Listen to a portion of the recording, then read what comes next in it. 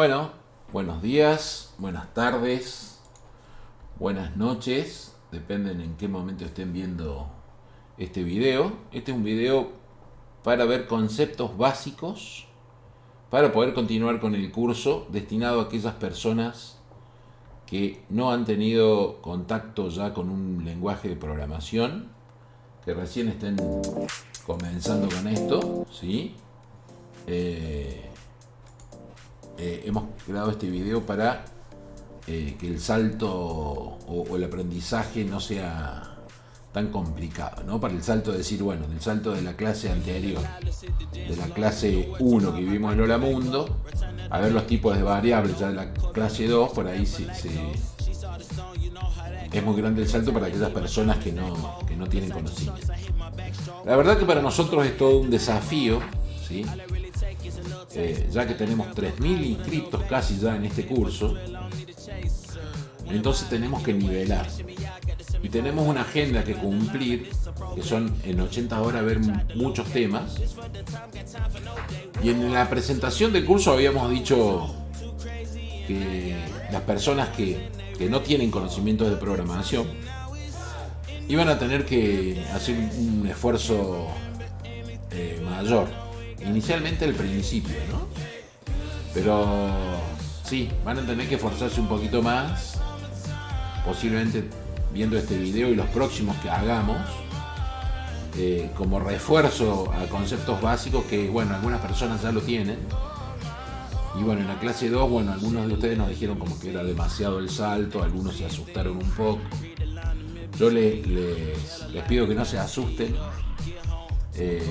Una de las cosas que siempre hay que, si queremos ser programadores, una de las cosas que siempre hay que tener en cuenta si queremos ser programadores, es que tenemos que ser amigos de Google, ser amigos de la búsqueda de cosas, ¿sí?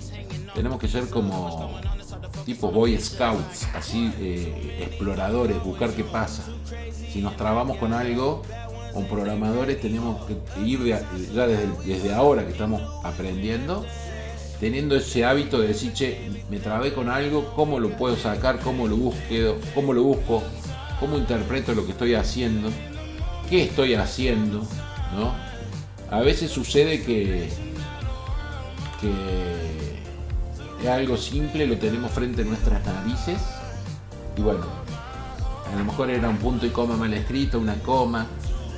Eso pasa mucho y les pido que no se rindan, que intenten seguir adelante, que a lo mejor al principio puede parecer un poco duro, pero bueno, vale la pena, ¿sí? Así que bueno, vamos a ver algunos conceptos básicos que nos van a dar pie como para seguir entendiendo las cosas que vamos a ir viendo en las próximas clases. Así que esto sería como una especie de refuerzo de la clase 2, ¿sí? Para aquellas personas que por ahí les pareció demasiado el salto de una cosa a la otra. Vamos a hablar de algunas cuestiones que se entienden ya o se dan por sobreentendido y que no tienen por qué saberlas. Pero vamos a empezar por ¿qué es un compilador? Lo primero que vamos a decir que un compilador es un software, es un programa más, que su función o su objeto es tomar el código fuente que escribimos nosotros. O sea, el código fuente es el código escrito por el humano, ¿sí? Tomar ese código fuente, el compilador lo toma, lo compila, se llama, por eso se llama el compilador compila, ¿no? El compilador toma el código fuente, lo compila y si está todo bien, genera un código máquina que se llama o ejecutable. Entonces, el source code o código fuente son los archivos .cs, por ejemplo, que hemos estado haciendo cuando hacemos el Hola Mundo o las otras pruebas. CS viene de C#, ¿no? Si fuera escrito en otro lenguaje, tienen otras extensiones. Por ejemplo, en Python eran .py, py y así. Entonces, En C#, el código fuente, son archivos de texto, básicamente, ¿sí? Archivos de texto que son entendibles por un ser humano, ¿correcto? Ese código fuente es como la entrada a este compilador. El compilador toma, interpreta lo que nosotros escribimos y si no hay un error, se ejecuta este código máquina, ¿correcto? ¿Qué pasa si el compilador no entiende lo que nosotros escribimos? Si lo escribimos con un error. Puede haber básicamente dos tipos de errores cuando uno programa. Uno es un error de sintaxis, que quiere decir que lo que escribí, el compilador no lo entiende. Si el compilador lo entiende, no quiere decir que el programa esté correcto. Puede tener lo que se llaman bugs o errores. Bug en inglés significa que es un bicho, un insecto. Eso viene de antaño, es una tradición y se quedó así para siempre. En las primeras computadoras, antes de que existieran los transistores, usaban unas válvulas. Esas válvulas que tenían, a lo mejor aquellos que recuerden, no creo que haya muchos ya a esta altura del partido, los televisores viejos en blanco y negro, en vez de tener transistores, tenían unas válvulas. Son unas válvulas de vidrio que adentro, bueno, cuando uno lo prendía se prendían en rojo, ¿no? Bueno, las primeras computadoras eran así y resulta que, bueno, habían escrito un programa en aquellas primeras computadoras y no funcionaba, daba error. Cuando fueron a ver, se le había metido una mariposa, ¿sí? No recuerdo bien qué tipo de mariposa se había metido, se había pegado en una de estas válvulas. Esas válvulas se recalentó y empezó a fallar, entonces el programa empezó a fallar, ¿no?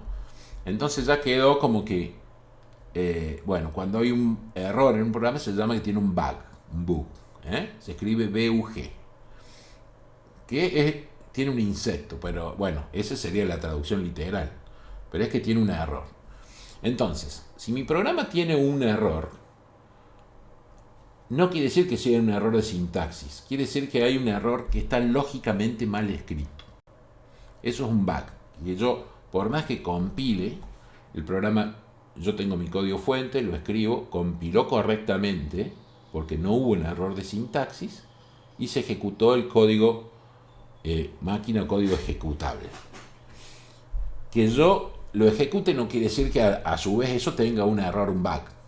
Puede tenerlo perfectamente. Entonces en ese caso ya cuando lo pruebe me daré cuenta que hay un error y lo tocaré. Pero ¿qué pasa cuando hay un error de sintaxis? El compilador directamente no ejecuta este código. No lo genera. ¿Por qué? Porque no entiende lo que nosotros escribimos. Entonces nos da un error en tiempo de compilación, se llama. Un error en tiempo de compilación que se llama un error de sintaxis, porque quiere decir que no entiende la sintaxis del lenguaje. Recuerden que nosotros cuando escribimos nuestro código lo escribimos en un lenguaje que se llama C#, que tiene sus propias reglas, su propia sintaxis. Si yo no escribo en esa sintaxis, el compilador no lo va a entender, por lo tanto me va a dar un error de sintaxis. ¿Qué pasa cuando sucede un error de sintaxis? Yo tengo que leer. Esto es relacionado con lo que decíamos recién. Como programadores tenemos que aprender a leer, a interpretar lo que sucede.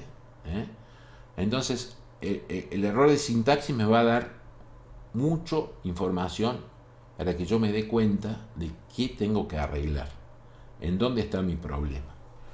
Entonces, ahí viene un proceso que yo tengo que luego que me da el error de sintaxis, tengo que editar este código fuente nuevamente, corregirlo, grabarlo y volverlo a compilar. Si el error continúa, voy a estar en este circuito acá hasta que lo arregle, y cuando lo arregle voy a terminar generando mi código que terminará listo para ejecutarse. Entonces un compilador es un programa que convierte el código escrito por un humano y lo convierte en un código ejecutable. Miren, vamos a ver si podemos ir a un ejemplo. Yo acá tengo una carpetita, ¿sí? Que ya la estamos subiendo. Todos estos ejemplos que estamos escribiendo acá a partir de ahora van a quedar grabados también en un sistema que se llama GitHub, que es un repositorio del código fuente. Entonces todos los ejemplos que los hagamos van a quedar subidos para que ustedes puedan acceder y puedan ver. Pero acá yo voy a hacer lo mismo que por ahí hacemos, por ejemplo, con Visual Studio Code. Lo puedo hacer de varias formas. Puedo entrar directamente al Visual Studio 2022, pero acá puedo poner .NET New Console. Igual como que hago cuando voy a usar Visual Studio. Miren, analicemos lo que se genera acá.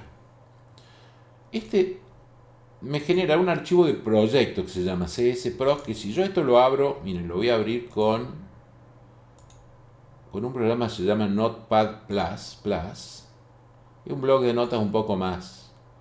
Miren, esto es un archivo, que dice cprog, es un archivo de proyecto.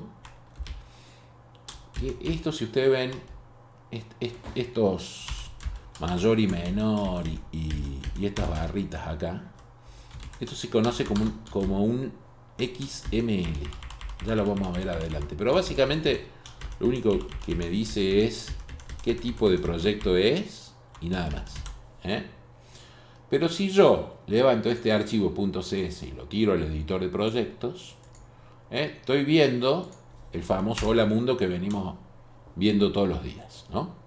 Entonces yo puedo venir acá, le hago doble clic a en este caso, ¿no? Le hago doble clic, me pregunta con qué lo quiero abrir, si con Visual Studio Code. Yo en este caso lo voy a abrir con CS Project. Perdón, con Visual Studio 2022.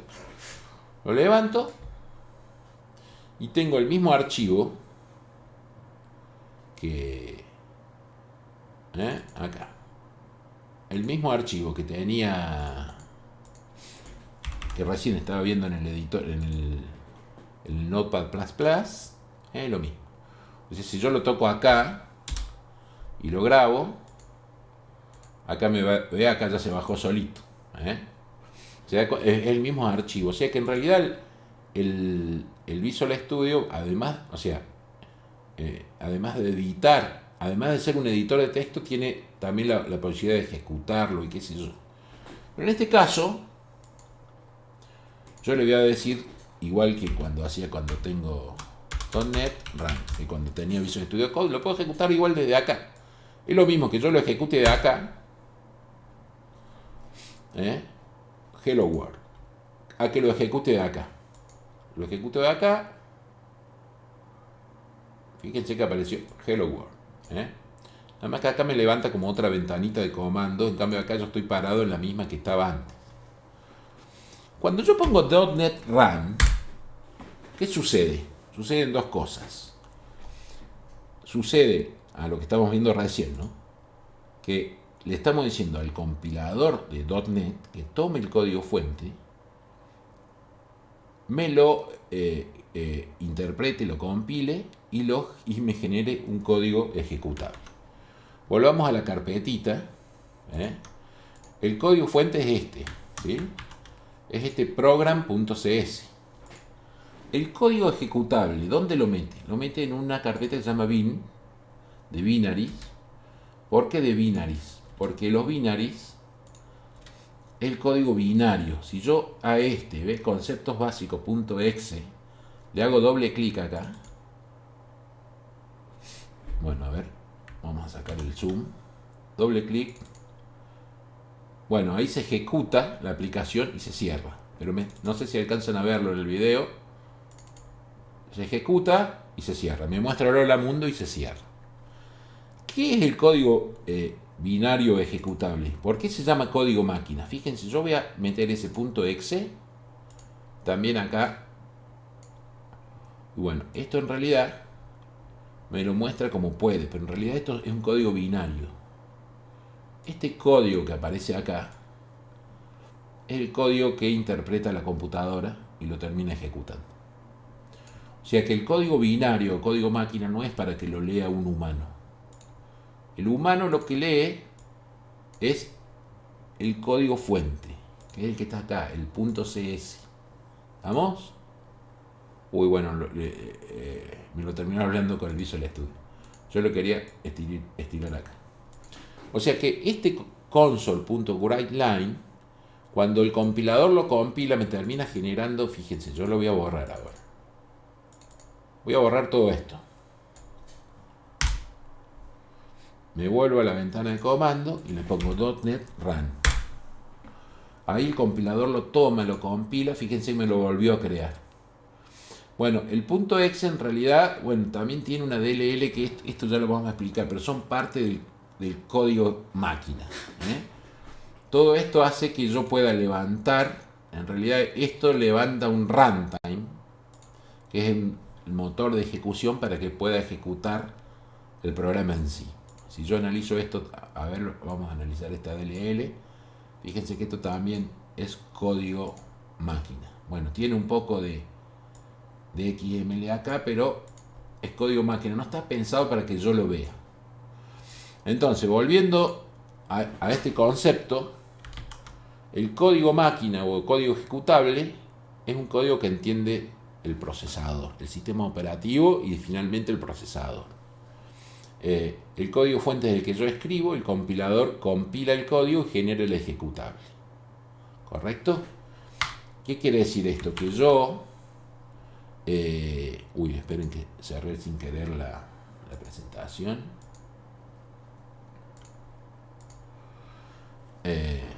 Yo cuando, como programador, tengo que generar este código ejecutable porque cuando yo luego entregue mi programa, no le puedo decir a la persona que va a usar mi programa que use el Visual Studio o el Visual Code. Yo le entrego un ejecutable. El ejecutable es ese que estaba ahí, que veíamos recién. Acá. O sea, yo simplemente cuando hago mi programa y se lo entrego a la persona que lo va a usar, a mi cliente, le entrego esto, que ya está listo para ejecutarse. No tengo que darle el código fuente. El código fuente me lo quedo yo como autor del mismo. Ni siquiera él lo necesita tener porque mi usuario o mi cliente no va a poder modificar mi programa. Yo si lo quiero modificar, sí necesito el código fuente para decir, bueno, che, en vez de decir que diga hola mundo, hola curso 2022. Lo grabo y de nuevo ejecutamos el .NET Run, hola curso 2022. Bueno, entonces ese es el concepto de un compilador. Me toma mi código fuente, lo compila y lo ejecuta. Cuando nosotros ponemos .NET Run, lo que hace dos cosas. Toma el código fuente, lo compila y después ese ejecutable que se generó lo termina ejecutando. Si es que no hay error de sintaxis. Supongamos que yo me confundo, ¿no? Y vamos a venir acá. Vamos a dejar ya de usar las otras herramientas, le voy a ejecutar directamente de acá. ¿Qué pasa si yo acá me olvido el punto y coma? Recuerden que el punto y coma es dentro de la sintaxis de C#, es para decirle, che, terminé de escribir esta línea. Porque yo podría hacer así, por ejemplo. Y esto funciona. A lo mejor tengo un texto muy largo, ¿no? Tengo un texto muy largo, qué sé yo, entonces si lo escribo en una sola línea se me pierde. Entonces, ¿cómo sabe C# que esta instrucción terminó? Cuando encuentra el punto y coma. Cuando encuentra el punto y coma, quiere decir, perfecto, entendí. Entonces, por eso se necesita el punto y coma, porque yo puedo seguir escribiendo abajo. Pero C# va a venir buscando, recién cuando encontró el punto y coma va a decir, esta se terminó la introducción. ¿Qué pasa si yo me olvidé de poner el punto y coma, lo grabo, ¿no? Bueno, acá me pide grabar una solución, debe decir que la grabe. Una solución es como una agrupación de proyectos. Acá yo tengo un solo proyecto, que es una aplicación de consola, pero puedo tener varios. ¿Qué pasa? Que bueno, yo grabo esto y ahora le digo acá .NET Run.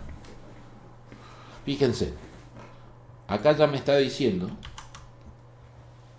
esto es un error de sintaxis. Me dice error, me dice 3.40, debe ser en la línea 3, en la columna 40, dice error CS 1022, dice punto y coma expected. ¿Qué significa?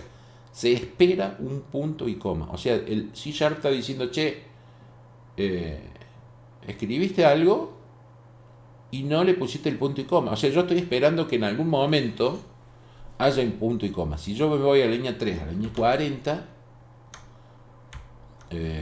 control 1, fíjense, acá tengo el número de línea. Línea 1, 2, 3, y si me voy a la 40, fíjense acá me dice línea 3, en qué columna o en qué carácter, ¿no? Si yo me voy a la 40, justo ahí, me paro ahí, línea 3, 40. Entonces, me está diciendo, che, acá yo estoy esperando un punto y coma. Eso me lo dice el compilador, pero además, a ver si puedo agrandar un poquito más esta letra. Además, Visual Studio también me está diciendo, che, mirá. O sea, Visual Studio, a medida que yo voy escribiendo, me va analizando mi código, y me está diciendo, che, acá falta un punto y coma. Incluso me muestra alguna posibilidad de fix. Fix es fixear, corregir. Acá me está diciendo mostrar arreglos potenciales. Bueno, acá se confundió, porque no sabe que estoy escribiendo, no fue tan inteligente, pero le pongo el punto y coma y ya queda mi programa arreglado. Yo lo vuelvo a ejecutar. Bueno, lo puedo ejecutar por acá o por acá. Yo si le pongo el punto y coma y esto lo intento ejecutar acá, el error lo voy a tener acá, en esta ventanita de errores. Me está diciendo, che, punto y coma expected, se espera el punto y coma, y si le hago clic ahí, posiblemente, acá está, fíjense, cuando le hice clic me salta una ayuda que me dice, che, hay un error en algún lado, hay un error de compilación, punto y coma expected. O sea, puedo tener ayuda del error en cuestión. Bueno, entonces ahí mostramos qué es un error de sintaxis y ya se mostró el proceso de compilación. Espero que se haya comprendido bien esta parte. Bueno, ¿qué es el debugging o la depuración? Justamente con esa historia que le conté del bicho de la amapola que se había parado en las válvulas de aquellas computadoras primigenias, digamos, el proceso de depuración o de debugging sería desbichar, ¿no? O sea, depurar, sacar errores, quitar errores, eso sería. Para quitar un error puede ser muy simple o puede ser muy difícil, porque a diferencia de los errores de sintaxis, que el compilador me dice, che, acá te falta un punto y coma, como vimos recién, los otros errores o bugs no dan error de sintaxis. Lo que hacen es que el programa ande mal, que haga un cálculo mal, que calcule un impuesto mal, que no haga lo que se espera. Entonces, el compilador lo entendió y va a generar un programa según lo que yo escribí. Pero no quiere decir que yo haya escrito todo bien. Entonces, para poder depurar o arreglar ese error, existe ese proceso de debug. Ahí vamos a ver cómo lo hacemos en Visual Studio. En Visual Studio supongamos que vamos a hacer varias líneas, ¿no? Le ponemos acá. Hola, vamos a poner.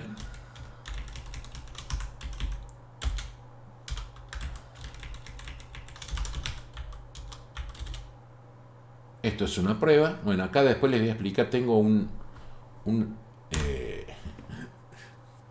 ayudante que me ayuda a escribir el código.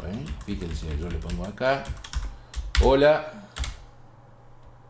Bueno, me hice otra prueba. No, le voy a escribir otra cosa. Esta es otra prueba. Muy interesante. Después les voy a explicar cómo funciona eso. Esta es otra prueba. Y yo acá voy a poner esto. A ver qué me dice. Es una prueba más. Bueno, esto es una prueba más. Bien. Entonces acá yo tengo 4 líneas que si yo lo ejecuto, acá lo puedo hacer clic acá. Bueno, me mostró acá, como se puede ver, esto es una prueba, las 4 líneas. Bien.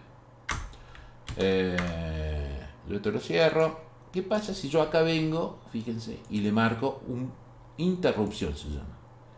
Un punto de interrupción. Esto sirve para depurar un programa. La depuración es decir, che, yo voy paso por paso y voy viendo qué está haciendo. Yo lo ejecuto y fíjense que se paró acá. Entonces yo acá puedo ir paso por paso. F8. Le doy F5. Ahí está. Bueno, yo le puedo poner varios puntos de interrupción. Entonces yo le doy a ejecutar y el programa se va deteniendo línea por línea hasta que yo digo, bueno, a ver qué pasó. Acá hice tal cosa, el programa entró por acá, luego pasó a esta otra línea, luego pasó a esta otra. Yo puedo ver, analizar qué está pasando, de acá salta a otra. Esto se llama el concepto de depuración. Fíjense que tenemos acá en el Visual Studio un menú que se llama Debug. Y este debug, justamente, yo le puedo decir, che, ejecutar la aplicación debugueándola o depurándola. Y voy pasando línea por línea. ¿Qué va pasando? Puedo poner solamente estos puntos de interrupción donde yo quiero. Ya lo vamos a aprender más adelante. Pero está bueno para justamente ese proceso, para analizar exhaustivamente mi código fuente para ver qué está sucediendo. Entonces eso sería el proceso de depuración o de debugging. Bien. Bueno, ahora vamos a ver qué son los literales, que ya los hemos estado usando, pero los vamos a definir exactamente para que quede bien claro. Vamos a poner a ver si podemos, un poco de música, para que no sea algo tan pesado esto. Bueno, básicamente, un literal es un valor constante formado por una secuencia de caracteres. Son valores que no pueden ser cambiados durante la ejecución del programa y ya lo hemos usado. En realidad, miren, yo puedo venir acá, me voy a mi código de ejemplo. Esto que está acá marcado es una cadena de caracteres. Es un literal. Quiere decir que esto está así dentro del programa y no se puede cambiar en ningún momento. Esto igual. Esto es un literal. Si yo pongo acá adelante, acá le puedo poner... le pongo acá, imprimir 123. Si lo ejecuto,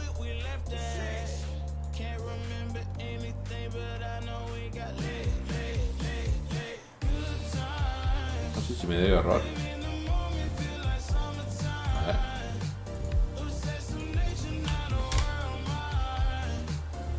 Bueno, no sé por qué ahí salía, pero acá está, 123.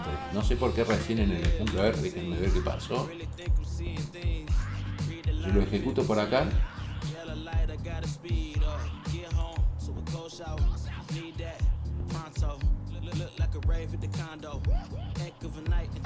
Bueno, no sé qué le pasó a la ejecución de... Vamos a comentar, a ver. Bueno, no se está deteniendo más el... Ah, es porque lo tengo acá. A ver, lo ejecuto de nuevo. Si ustedes aprietan F5, directamente se ejecuta. No hace falta venir acá a hacer clic.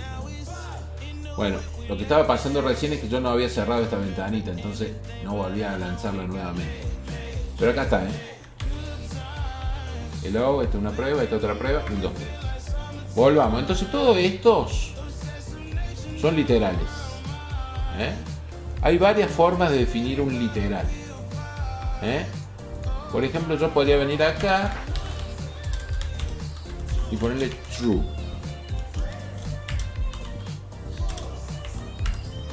True también es un literal en este caso. Nada más que un literal del tipo boolean. El tipo boolean significa que es un valor booleano que solamente puede tener dos valores, verdadero o falso. Bien, si yo lo ejecuto nuevamente, fíjense que acá, si bien yo lo escribí con minúscula, acá aparece con mayúscula. ¿Por qué? Porque esto es un valor, no es un texto como esto otro que está entre comillas.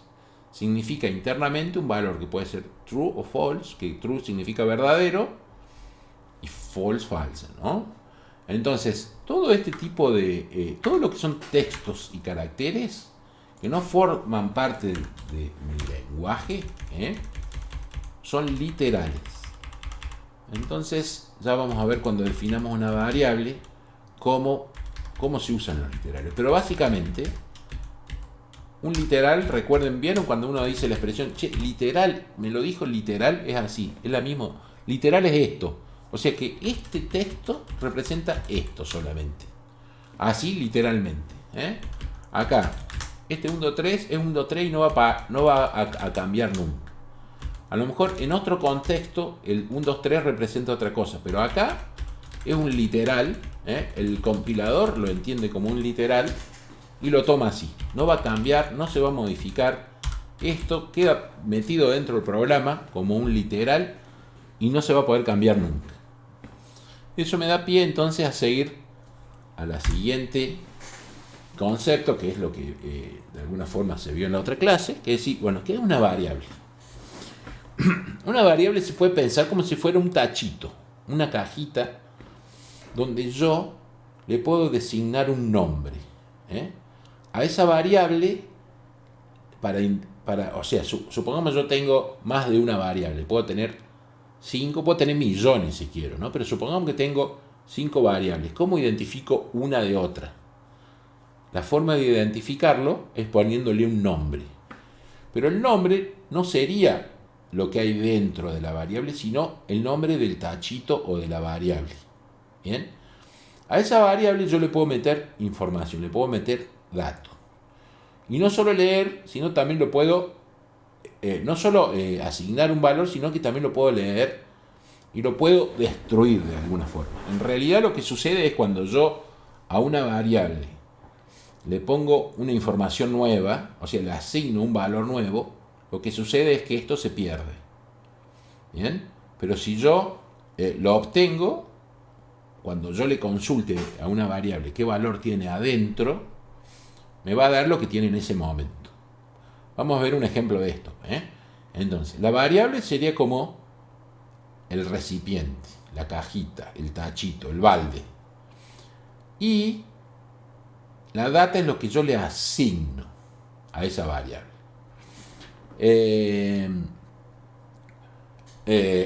Entonces se pueden guardar y se pueden leer los datos que hay en cada variable. Y una cosa también que está muy pegado a eso, que funcionan casi igual, son las constantes. Funcionan exactamente igual que las variables, solo que se le asigna el valor por única vez y ya no lo podemos cambiar. Ahora vamos a ver un ejemplo de esto en el código. Vamos a volver acá y voy a definir. Voy a volver acá.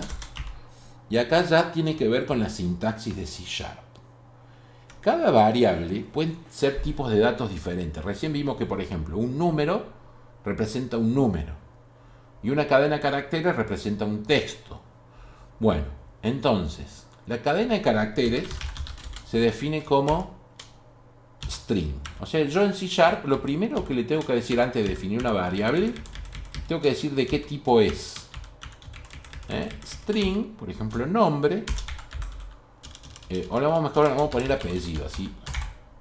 Apellido es igual a Pérez. Siempre yo uso el ejemplo de Juan Pérez, ¿no? Entonces fíjense acá. Bueno, le vamos a poner minúscula para que no se me enoje acá el amigo. Acá, si analizamos este código, estamos diciendo, este string, o sea, este texto, fíjense que incluso se pone en azul, porque C# hay lenguaje, hay palabras que son palabras reservadas. Por ejemplo, yo no podría tener una palabra que se llama string, así. Fíjense, acá nos da error, porque esto representa un texto, una secuencia de caracteres. Entonces, yo no puedo definir una variable del tipo string que a su vez se llame string, porque ahí hay un error de sintaxis. O sea, hay palabras reservadas del lenguaje que yo no las puedo usar como variables. Yo le puedo poner mi string y ahí sí lo toma. O puedo poner string 1. Se puede mezclar números y letras para los nombres. No puedo comenzar con un número, el nombre de una variable, pero sí lo puedo meter en cualquier lado a partir del primer carácter. Pero entonces yo acá voy a poner apellido. Entonces acá, esta es la primera línea de sintaxis, y acá hay que tener en cuenta bien qué significa el signo igual. El signo igual le está diciendo que este literal, o sea, este texto literal así, lo meta dentro de apellido. Básicamente, si volvemos al grafiquito que teníamos acá estaría Pérez y esto sería apellido. Apellido sería el nombre del recipiente y Pérez el dato que voy a meter ahí adentro. Yo incluso no hace falta que lo defina en ese momento. Yo puedo simplemente poner así, fíjense, y después asignarla. Eso también funciona. Yo le puedo decir, che, acá tengo una variable que se llama apellido. Una variable apellido. Este es el nombre del recipiente que la definí como del tipo string, que significa en esta variable apellido voy a poner textos. Y acá le estoy diciendo, che, en la línea C le estoy diciendo, méteme dentro de ese baldecito, de esa cajita, o sea, de la cajita apellido, este literal que es Pérez. Bueno, y acá vemos que una de las cosas que tiene C# es que yo no, fíjense, acá me está dando error. Me dice que no puede convertir un dato del tipo int a string. ¿Por qué? Acá me dice int.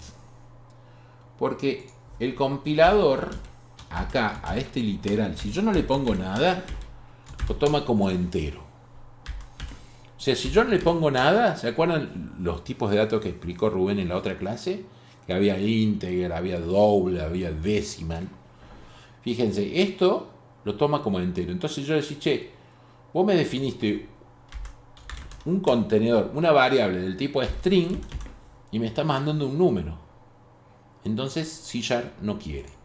Si yo quisiera guardar un número, tengo que definir, acá le vamos a dejar Pérez, para que no nos dé error, tengo que definir una variable del tipo integer. Fíjense, ya se dio cuenta que justamente quería poner edad, me está leyendo la mente.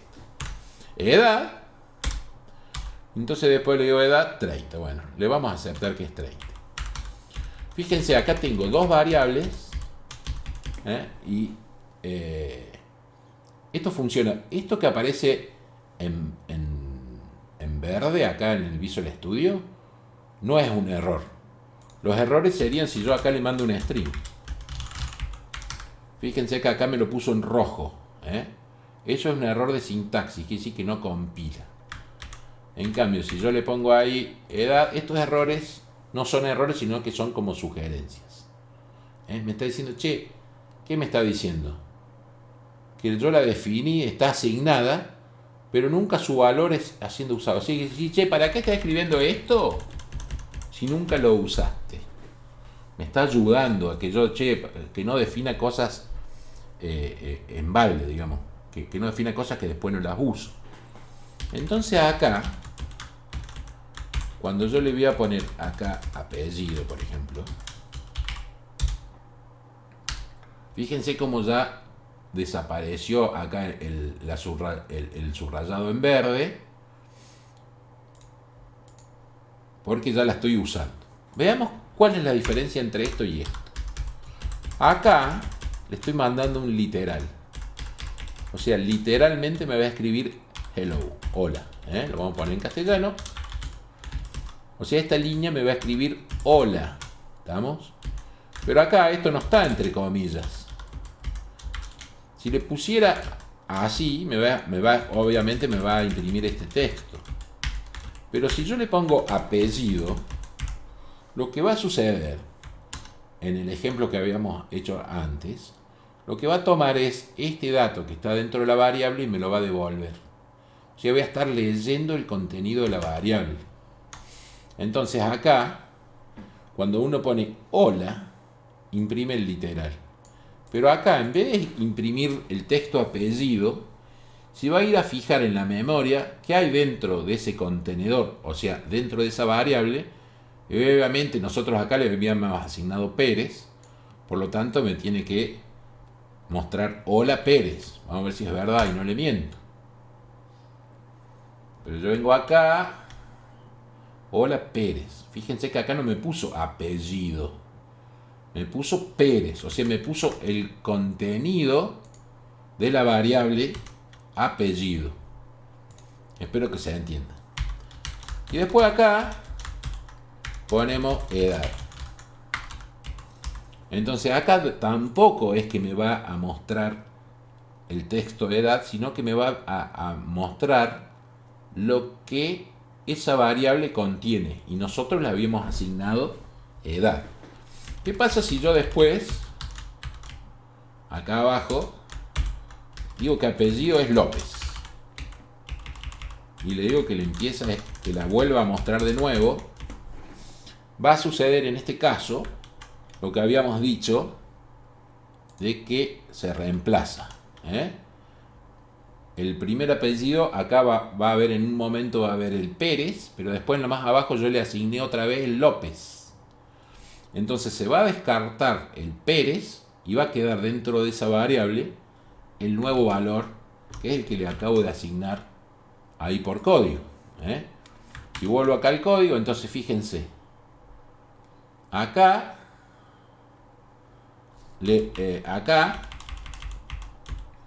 yo a la variable apellido le asigné Pérez, ¿no?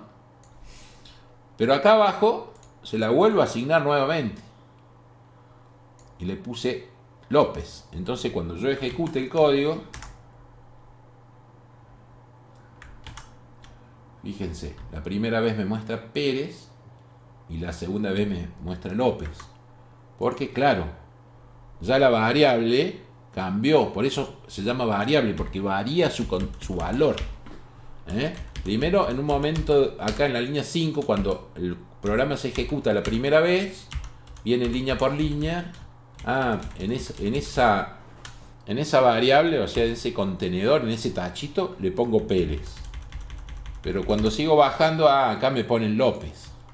Entonces, si bien la línea 11 y la línea 15 son iguales, acá, cuando se ejecuta en la línea 11, la variable apellido tenía Pérez. Pero acá en la 14 le volví a poner el valor. Quiere decir que me pisó el valor de la variable, de lo que tenía anteriormente esa variable. Y cuando le imprimo nuevamente, no me muestra más Pérez, sino que me muestra López. Así funciona las variables. ¿Qué pasa si yo tengo una constante, no? Por ejemplo, puedo poner const int. Fíjense, ya me sugiere valor máximo 100. Perfecto. Valor máximo 100. ¿Qué significa esto? Estoy definiendo las constantes y las variables a nivel de código se manejan exactamente igual. Fíjense que nada más que se le pone adelante del tipo, se le pone la palabra reservada const. Entonces en este momento yo a esta la convertí en una constante. Si le borro con, es una variable. Esto lo que tiene es que no se pueden asignar solamente cuando se define. Si yo le pongo así, fíjense que ya me da un error acá, porque me está diciendo que un campo const, sí o sí le tengo que asignar el valor, porque es por única vez. Entonces le pongo valor máximo o máxima, vamos a poner valor máximo igual a 100. ¿Bien? Si yo acá abajo quisiera cambiarle el valor máximo, fíjense que ni siquiera, perdón, no lo tengo que poner ahí. Si le quiero cambiar el valor y le pongo 200, acá me está dando error. Fíjense lo que me dice.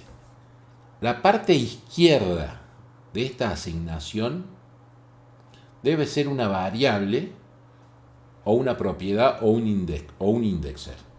O sea, me está diciendo, yo no puedo tener, o sea, esta asignación tengo una parte izquierda que es esto, o sea, lo que está a la izquierda del igual y lo que tengo a la derecha. Fíjense acá, como decíamos recién, el signo igual está diciendo, asigname a esto este valor. Acá me está diciendo lo mismo, ¿no? Asignarle a esto este valor. Pero acá me dice, che, no puede, o sea, me está diciendo que tiene que ser una variable y yo el valor máximo es una constante. Por lo tanto, no lo puedo modificar. Luego, lo puedo usar en cualquier lado. Lo puedo venir acá abajo y le digo, che, mostrame el valor máximo. Y el valor máximo, o sea, lo uso igual, lo puedo usar todo igual, nada más que no le puedo cambiar. O sea, solamente se le asigna el valor acá cuando se define y no se puede tocar nunca más. Las variables se pueden, cuando la defino, ahí nomás asignarle la edad, como en este caso, o puedo definirla acá arriba y luego asignarle. Lo ejecuto para ver cómo va el valor máximo de esto. A ver. Bueno, fíjense. Primero apareció Ola, luego Pérez, después 30, después López y después 100, que es el valor máximo. Una cosita más. Vamos a decir que los literales se pueden... pero bueno, eso es la próxima clase. Se pueden concatenar. Yo puedo poner acá hola, dejar un espacio y poner... O lo dejamos así, le pongo más abajo. Hola más apellido. ¿Qué sucede acá? Esto es una función que ya vamos a ver, pero cuando yo le mando a escribir el writeLine, le estoy diciendo, che, escribime una línea, en una línea, esto que te mando dentro de los paréntesis, ¿no? Y fíjense que acá estoy usando un literal y después estoy usando una variable. Entonces lo que sucede acá es que me pone la palabra hola, un espacio, y luego no me va a poner, como ya vimos, el texto apellido, sino lo que esa variable apellido contenga en ese momento, que si nosotros vemos el código, es López. Si yo esto lo ejecuto de nuevo, me puso, bueno, todo lo que habíamos puesto, me puso hola López al final. Bien. Bueno, volvamos a la PowerPoint que ya vamos terminando. Vamos a decir que C# es lo que se conoce como un lenguaje Strong Typed Language. Es un lenguaje fuertemente tipado. ¿Qué significa esto? Que hay otros lenguajes como Python o otros que se conocen como lenguajes más permisivos, que yo en una variable puedo poner cualquier cosa. Acá, como vimos recién, yo no puedo poner, si definí una variable como string, no le puedo poner un número, a no ser que lo convierta, pero no lo puedo poner directamente. Entonces las variables definidas como un tipo de datos no pueden contener datos de otro tipo. Cuando yo le tengo asignar el valor de una variable en otra, necesito hacer una conversión. En algunos casos la conversión se hace automáticamente, como por ejemplo veíamos el tipo de dato, qué sé yo, si le puse 1 me lo tomaba como integer.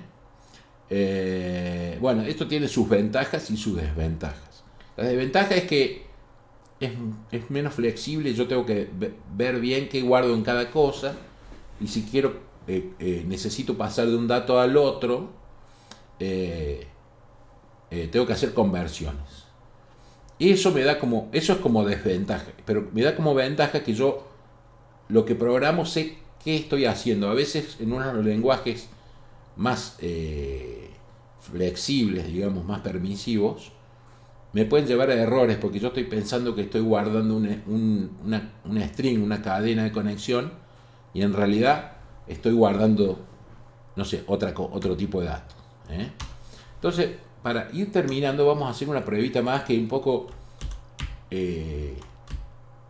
por ahí en los tipos de datos. Vamos a explicar para qué sirven. Por ejemplo, ¿se acuerdan que en la clase donde Rubén explicó los tipos de datos numéricos, string, de fecha, sirven para cada uno para guardar tal cosa? Pero es decir, yo como programador, ¿cómo me doy cuenta que qué tipo de datos usar, ¿no? Les voy a hacer un ejemplo fácil que se van a dar cuenta. Vamos a comentar un poco todo esto. Lo comento para que quede en el ejemplo, para no borrarlo, Pero lo voy a poner acá porque este código que yo estoy escribiendo después lo vamos a subir para que ustedes lo puedan ver. Por eso lo comento y para no borrarlo. Yo acá voy a poner, miren, ¿se acuerdan que había un tipo de dato float? O sea, hay uno que es decimal. O sea, empecemos, integer. A un integer yo no le puedo poner un valor decimal, ¿no? Valor entero. O voy a poner acá edad, como habíamos puesto. Fíjense, acá me está diciendo que no puede, no, hay algo mal, digamos, me está diciendo, che, esto, fíjense acá, no puedo convertir un valor double, fíjense acá, C# a este literal, que es 1.222, lo toma como double, no lo puedo convertir a int. Entonces yo acá solamente tengo que poner enteros. ¿Vamos? ¿Qué pasa si yo pongo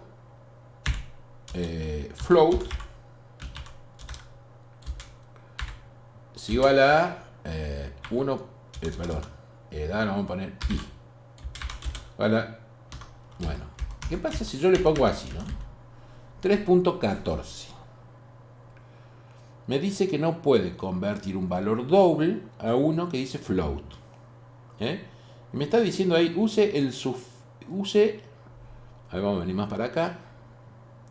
Me dice, a ver si lo puedo, ahí está, creo que lo puedo. Dice el sufijo f para crear un literal de este tipo. Fíjense, un literal, que es lo que veníamos hablando. Use el sufijo f para crear un literal de este tipo. Me está diciendo, che, este literal, por defecto, si yo no le pongo nada, me lo toma como double. Pero, ¿qué pasa si yo le pongo una f al final? Listo. Ya C#, acá no es que este número tiene una f, sino le está diciendo, este número es un tipo float. O sea, este literal es del tipo float, por lo tanto puede entrar en esta variable que es del tipo float. Es fuertemente tipado. O sea, yo no le puedo meter una cosa. Si le pongo 3, me lo toma porque ahí sí agarra y dice, este 3, en realidad, bueno, si bien es un entero, pero en realidad que entra bien. Entonces si le pongo 3 por 14, 15, ¿cómo era? 3,14, 15... Yo no me acuerdo, 26, 50... No me acuerdo cómo era pi. Pi tiene millones de decimales, ¿no? 15, 16, 15, 22, 50... No me acuerdo cómo salía en este momento. Pero bueno, cuando yo le pongo la F al final, me está diciendo, che, listo. Este literal es del tipo float. Esto es un entero.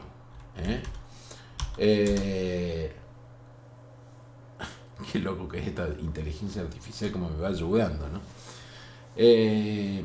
Yo ahí si aprieto Tab, acepto la sugerencia. ¿Qué le iba a decir? ¿Qué le quería mostrar? ¿Cuándo debo usar float? ¿Y cuándo debo usar, qué sé yo, decimal?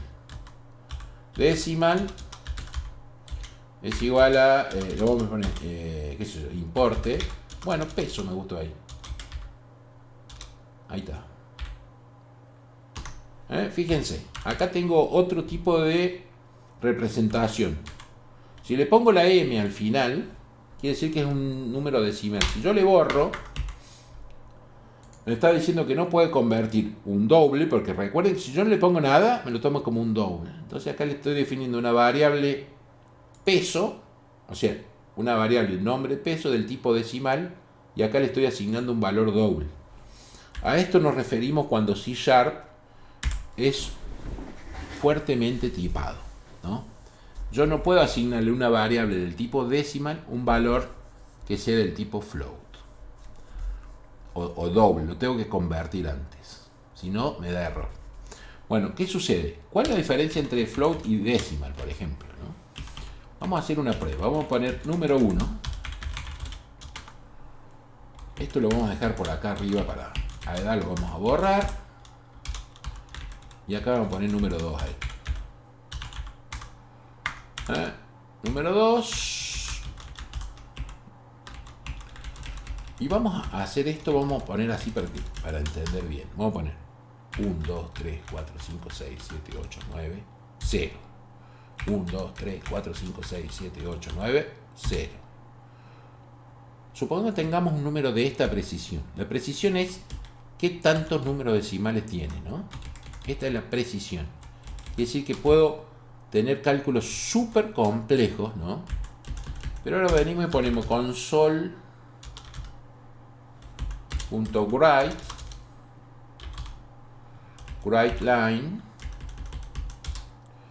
y ponemos acá, ya que aprendimos a concatenar, vamos a poner el número.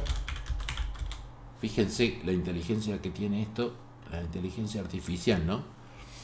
El número 1 es número 1, exactamente, eso es lo que yo quería escribir. Aprieto Tab y sale con fritas.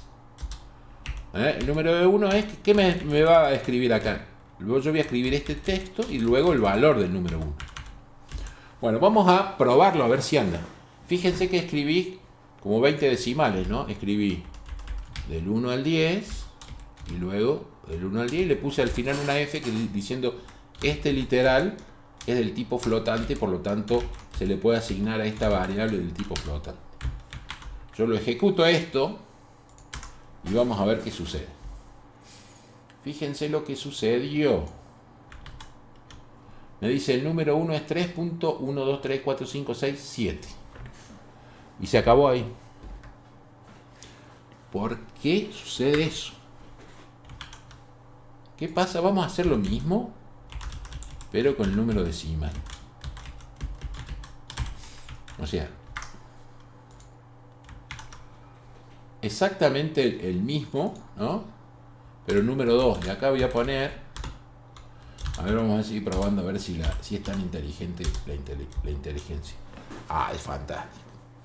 El número 2 es número 2. Eso es exactamente lo que quería escribir. Aprieto Tab y me lo tomo. Bien, ¿qué significa? Vamos a ver que, fíjense que yo acá, los dos literales son exactamente iguales. Estoy asignando exactamente el mismo número. Lo ejecuto. Y vamos a ver a dónde se fue a parar. Fíjense qué pasó acá. El número 1 me lo cortó acá. Y el número 2 me lo mantuvo exactamente como yo lo tenía. Entonces, ¿qué sucede?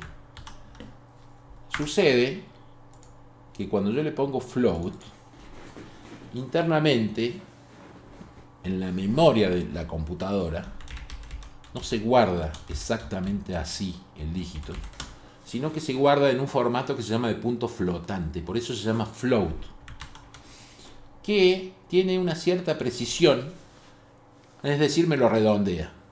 Por más que yo le asigne acá un número gigante, me lo redondea. Y está fantástico que me lo redondee, porque yo en algunos casos quiero ahorrar memoria, no quiero que me ocupes tanto lugar, Si total yo a lo mejor quiero hacer un cálculo, qué sé yo, si fuera el número para calcular la circunferencia, el número pi con, no sé, con 7, 8 dígitos, me sobra. Depende qué tan preciso quiero ser yo con mi cálculo. En este caso yo le definí como decimal, y bueno, en este caso sí o sí lo necesito, entonces ocupa internamente más lugar en la memoria. Por eso hay tantos tipos de datos, algunos son float, otros doble. Dobles son flotantes, pero de mayor precisión. A ver, vamos a ver si es verdad lo que estoy diciendo. ¿Qué pasa si yo acá pongo doble? O sea, es precisión doble. De ahí viene es un float doble, ¿no? Y acá le vamos a poner el número 3 y le vamos a sacar el F. Recuerden que si yo no escribo nada, o sea, si yo escribo un número con decimales, si no le pongo acá nada, una D, que funciona también, pero si yo no le pongo nada, ya me lo toma como doble. Bueno, no estoy seguro que funcione la D. No, sí funciona. Bueno, el número 3 es de precisión doble. Entonces vamos a ver acá si la inteligencia artificial... La inteligencia artificial, es fantástico. Se llama GitHub Copilot. Después le voy a dejar el link. Yo aprieto Tab. Y ya se dio cuenta que yo estaba queriendo imprimir el número 3. Bien. Acá vamos a ver qué sucede con el número 3 que es doble. Lo ejecuto. Fíjense acá la diferencia entre uno y otro. El float es un flotante de precisión simple, o sea, me lo cortó acá. Si yo quiero un poquito más de precisión, pero no un número gigante, uso un double. Entonces ya me guarda más decimales. Si quiero aún mayor decimales, uso decimal. Y si quiero algo más, bueno, eso lo van a tener que ver la clase que dio Rubén, donde explicaba todos los tipos de datos que hay, desde qué número a qué número puedo representar y qué precisión tiene. Está en la tabla de materiales que subió Rubén en la clase anterior. Bueno, creo, a ver, que con eso terminamos. Pero si se quedaron pensando en la inteligencia artificial, se llama GitHub Copilot. GitHub Copilot es una inteligencia artificial que te ayuda a programar. La pueden instalar en Visual Studio Code y en Visual Studio 2022. No les voy a decir cómo, para que ustedes empiecen a ejercitar ese espíritu de investigación que tiene que tener un programador. Así que bueno, espero que a todos les haya gustado este video y que aquellos que están empezando hayan entendido estos conceptos que son básicos a la hora de programar. Buenas tardes, buenas noches, buenos días, depende de la hora que estén viendo este video. Nos vemos en la próxima clase.